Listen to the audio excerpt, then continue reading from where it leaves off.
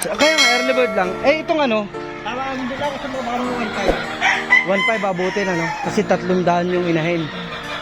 Alin lang yung ginagamit yung ano, broodcock. Ito mga nandito. Lahat na yan. Yan ang mga broodcock mo. Ba't parang kukunti ang bulik? Ha? Sa babae.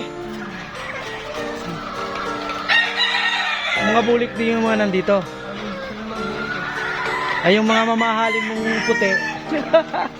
Yung mga mamahalin mong puti. Yung puti yung dulo.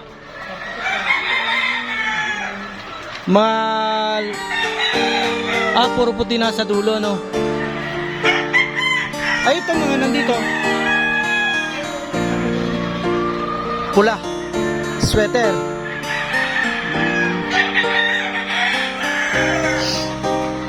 Ibig sabihin kung 300 yan, nakakailang itlog araw-araw. May 200? Hindi naman. Hindi abutin. Kasi minsan every other day no? Every other day ang itlog ano? Walang similya. Mahina. Kaya every other day mas maganda kasi napapahinga no? Ay ang baba niya, every ang baba.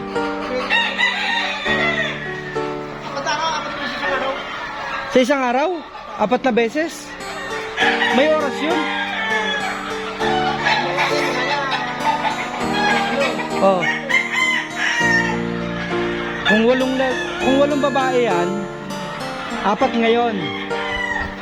Tapos 4 bukas. Yung sa isang babae, ilang beses pakakastahin yun? Sa isang araw. Gamit na gamit yung broodcock. Na. Gamit na gamit pala broodcock mo.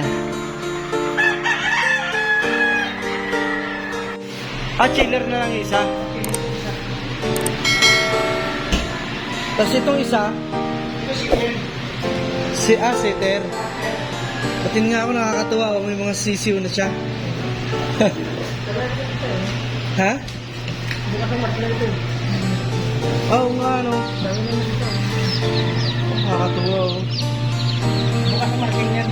21 days bukas eh. Ilan? 21. Bukas pa magte-21 to mga to. 20 days pa lang marami ng pisa. Ilan na nakalagay? Katulad yan, hindi nakalabas oh.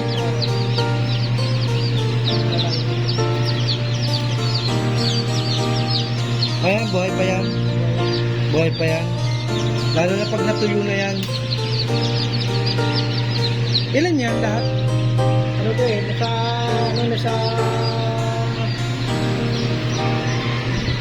800. 800 yan? Dito naman, yan nakaset mo rito. Yan, magkakago. Yan, nasa yan. Last na to ng early bird. Oo. Sunod, ano naman, local. Ano yun, local? Sa chiller. Ilan na to?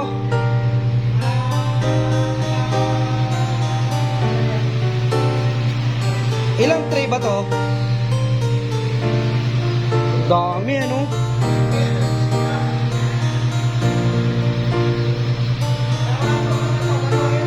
Ha? 1,000. Kulang sa space ano? Oo, kakatuwa ano? Ito naman pinupuna na nga